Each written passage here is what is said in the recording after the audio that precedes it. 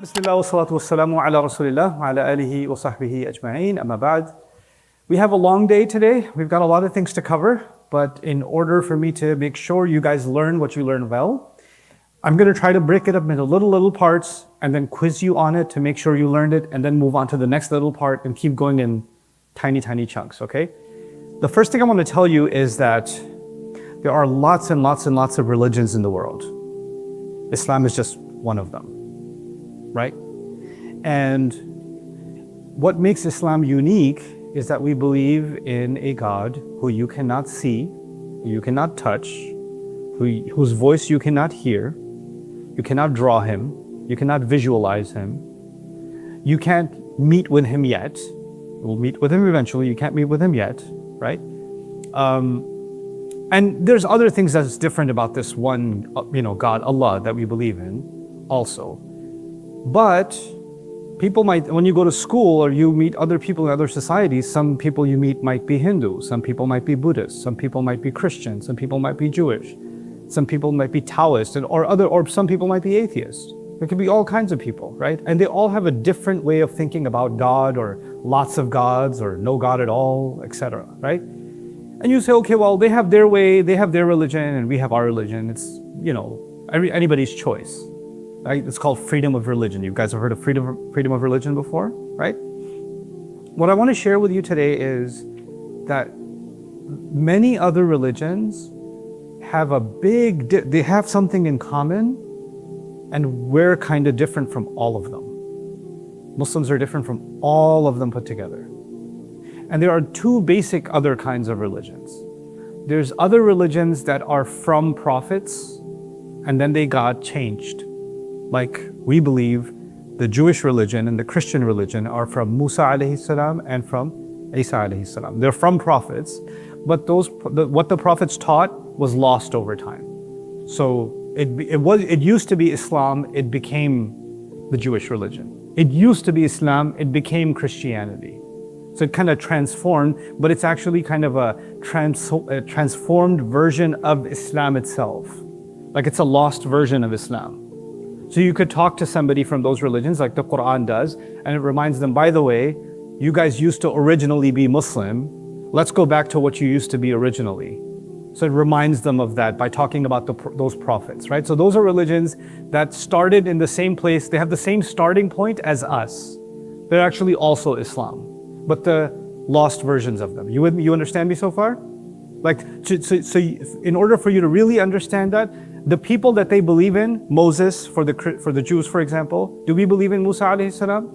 Yeah, we do. But what they believe about him is very different from what we believe about him, right? So we go back to them and say, hey, what you believe about him, some of that's true, some of that you guys kind of changed over time, so we're gonna fix it for you. Allah revealed it again, so you could get the story straight. The same thing with Jesus, Isa alayhi salam. They have a version of Isa alayhi salam, an understanding of Isa alayhi salam, the Christians do, and the Qur'an comes and says, yes, but that's not actually what happened, here's what happened, right? So it's retelling the story. So they have a story, and the Qur'an's telling it all over again. By the way, Ibrahim alayhi salam is very important to them too, to both of them. This Saturday, I'm not going to talk to you about them so much, but in another program, inshallah, I plan on comparing the Ibrahim of the Jews, the Ibrahim of the Christians, and then the Ibrahim of the Muslims. Because I think it's important to understand that. But that's another day, inshallah. But I want to talk to you about the other religions. So there's one group of religions that are from the prophets. We could still tell which prophets, even though they don't look like Islam anymore, at least we can tell which prophets they're connected to. Like I just quizzed you. So let me ask you, the Jewish religion connected to which prophet? Musa alayhi salam, very good. And the Christian religion connected to which prophet? You can call it out, Isa alayhi salam, very good. Okay, but then there are other religions that don't look like they're connected to any prophet. They're just, I believe in like these different gods. There's a God that controls wealth, there's a God that controls the rain, there's a God that controls whether or not somebody's gonna have a baby, there's a God that controls war, there's a God that controls love, there's a God that controls health. There's different gods, and they all have their different departments. So if you're a farmer and you really want to make the farm grow, but it's not raining, you better not go to the God of war. You better go to the God of what? Rain, and talk to the God of rain and say, hey, I need some rain. Can we, it's kind of dry over here, right? So you got to know which, just like, if you have a medical problem, you're not going to go to the car mechanic, right? If you have a car problem, you're not going to go to the doctor, right? So if you have one, so what people did in their religions in the world is they had these different gods, and each god was kind of in charge of a different problem. Right? They were all in charge of different problems. And this became something in many, many religions in the world, in ancient religions, right? What happened with human beings was when they lost Allah's teachings, when they lost the real teachings of Islam, human beings lived on this earth like we live now, and they're like, we really need the sun. Like the sun's very important. So who's in charge of the sun? Must be the sun god. We really need rain. There must be a what? A rain god. Oh, we live by the ocean. There might be a huge tsunami wave and the whole town's gonna flood. There must be a god of the ocean, right? So we should make sure that we don't make the ocean god angry, right? There must be a wind god, because sometimes there's a windstorm. That must mean the wind god is angry with us, etc. Right? So whatever human being, and we really need wealth. So there must be a what? Wealth god. Or we're about to go to war. We need help. There may be a war god that's going to help us win against our enemy. Or there's a protection god, right? Or I really want to have a baby. Oh, there must be a baby god. Like you go to them and they make sure you have a baby, etc. Right? So in different religions, they have these different gods. Each one of them takes care of a different problem. You understand that much so far? Okay. Now here's the next thing that happened in many religions. Those gods don't care about you. In most of these religions, those gods actually don't care about you. They do, but they get upset very easily. So you have to make sure you don't make those gods angry. If you do something wrong, then they're going to get really upset with you. And if the rain god gets upset with you, either the rain god will make it stop raining forever, or it's going to rain so much that everybody's going to drown and die. So you better make sure the rain god doesn't get upset with you, okay? So these gods, and how do you communicate with the rain god? What many religions did is they made a statue, and they said the spirit of the rain god kind of came inside this statue. So they would build a statue, and the guy who's building the statue, he's got some stones, he's got some marble, he's got some wood, he's putting this thing together, he's carving the nose, he's making the ears, he's doing all this stuff. And he knows he's just making a statue, he's making a figurine. He knows it's not a god. So when he was done making the statue, they would have a special ceremony, and they would say, the spirit of the rain god is coming inside the statue now. And then when the ceremony is done, now officially the spirit of the rain god is inside this thing. This is now the god himself. This is the rain god himself. Now you better treat this god, if you're near this god, you better treat it with respect. You better show respect to it, right? So what then happened is they would build these statues, but these statues have to be kept in special places. Because these statues are special, so because each one of them is their own god, so you have to build kind of a palace or a temple for that statue, and you have to put it in a place where it's safe, because you know nobody should disrespect this statue. If some kid shows up, when kids come to the masjid, sometimes kids come to the masjid with their crayons and they start, right? Or sometimes people start throwing things or ripping things, or kids do crazy things. If somebody's kid comes up in the temple, and he's kind of like picks his nose and puts it on the statue or something, you might get the whole village gets flooded, and the kid's like, what? Right? So they have to make sure the god is safe and protected and respected, and you don't mess around with it, etc. And so one thing I told you is those gods, they get angry easily, right? One thing you learn about them is they get angry easily. The second thing you learn about them is they don't do things for you for free. They will do something for you when you do something for them. So you have to give them something. You have to give them an offering. You have to bring food to them. You have to clean them. Actually, in some religions, they would draw the gods with a mouth and a nose and an ears, and they would wash the mouth and the ears every day to make sure they could hear them. So there was always Windex next to the god, like, right? Anyway, so you have to bring the god something, and when you give the god something, then the god will give something to you, right? So you sacrifice an animal in front of it, you put food in front of it, you put other stuff in front of it, you put flowers on it, etc. You build it a nice temple, and now, finally, you can have a baby. Now you could have, good food on the crop this year. Or now the enemy will not attack you, or you'll be able to defeat your enemy, etc. Right? That's how these gods were. Then there's the next problem. So the first problem was these gods they don't really care much about you, and they get angry easily. The second was they don't give you something until you give them something. It's kind of like a business deal. Kind of like that. You better pay your taxes, and then they're going to do something for you, right? That's the second. So there's a big word I'll use for you is they were transaction gods. There's a big transaction going on between these gods. A third thing that used to happen is that these gods, because there's only so many humans, right? Let's just say there's 100 people in a little village, and there's a rain god, and there's a sun god, and there's a wind god, and you keep going to the rain god every day. What happens to the sun god? Well, I feel a little left out over here, right? He gets jealous. So you have to make sure that you keep all of them happy. And they don't just get jealous of you, they don't just get mad at you because you're ignoring them. Who else do these gods get mad at? The other god, you're right, the other gods. Look, who do you think you are? And so these gods have a problem with each other. So if you study the religions in which there are lots of gods, like Greek mythology, for example, or Hindu mythology, for example, or other mythology, you have these gods, and these gods also go to war with who? With each other.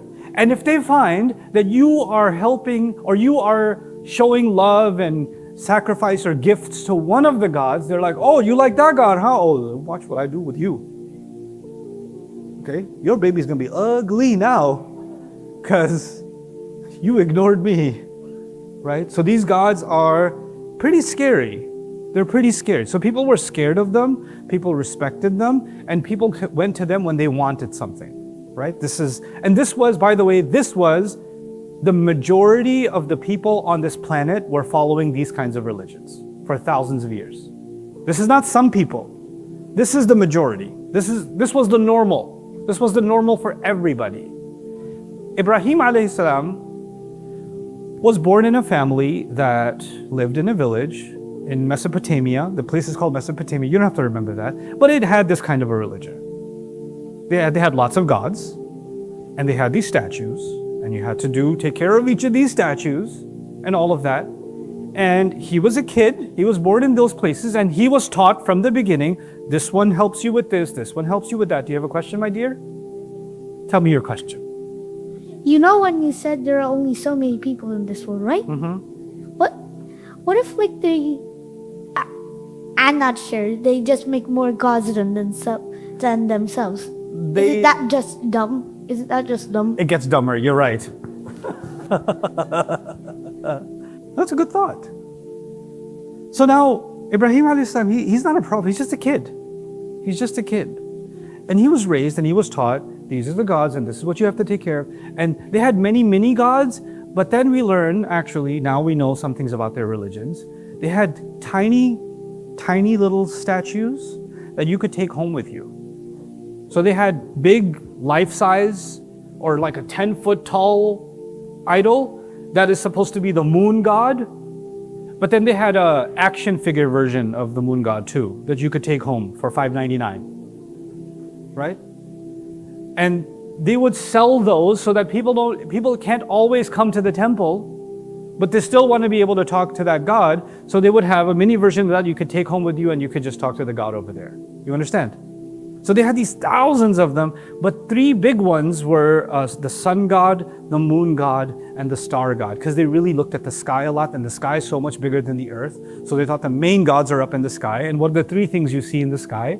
The sun, the star, and the moon. So the giant statues were a sun statue, a guy that has a sun helmet kind of thing, then a moon helmet kind of thing, and a star helmet kind of thing, like the Jupiter helmet kind of thing. That's what they had. Ibrahim alayhi salam, when he was young, he did something. He started looking at what his family was doing, what everybody was doing, and he thought it was weird. It didn't make sense to him. It didn't make sense to him. This is probably one of the most important things you'll learn today. How do you know something is normal? Does anybody have thoughts about that? How do you know if something is normal? Tell me. About their voice? About their voice? Okay, let me make my question a little clearer. Like, for example, there's a street and every car is driving that way. And you see one car driving this way. Which car is not acting normally? Most of them, or are most of them wrong, or is one of them wrong, is my question. You can call it out. One of them's wrong. How do you know one of them is wrong? How do you know all of them are right and that one of them is wrong? How do you know that? What are your thoughts? Yes. Everyone else is going in one direction. So you know what? Okay, let me ask you this. You're in a class, everybody's quiet and writing. They're doing a writing assignment. And one kid gets up on a desk and starts singing the national anthem. Which kid who's normal here? Who's normal? Most of the kids are normal. Who's not normal? The patriot, the one that's singing. How do you know he's not normal? Not just because he's your cousin, but also because everybody's doing one thing, you're doing something different.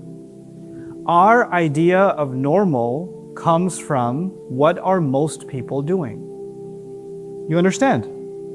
Our idea of normal comes from what? What if everybody's doing it, that must be normal. When Ibrahim alayhi salam was a kid, all the other kids were behaving and doing the same things in the temples as their parents and everybody in society, and they would have their rituals at the temple, and they would all talk about this God and that God and that God. Everybody was doing that, which means to him, it should look like all of that is what? That's normal. That's normal. And when he starts questioning it, who's the only one who's weird? Him. He's the one that's weird. Now I'll tell you about an experiment. I want to see what you guys think about that experiment. This is something that was done at a university a long time ago, but I want to see if you guys can see what's going on. They did this experiment. You know what? Maybe I should do this experiment with you right now. How many people here are good at math? I don't know if I could do this experiment. I don't trust your mathematics. I don't trust your math. Let's just pretend with you. Let's just say I gave you a question. I gave you 366 multiplied by 452. Something. No, don't solve it. Relax. Right? Let's just say I gave you that question, right? And I told you to give me the answer, one by one. But there's a trick.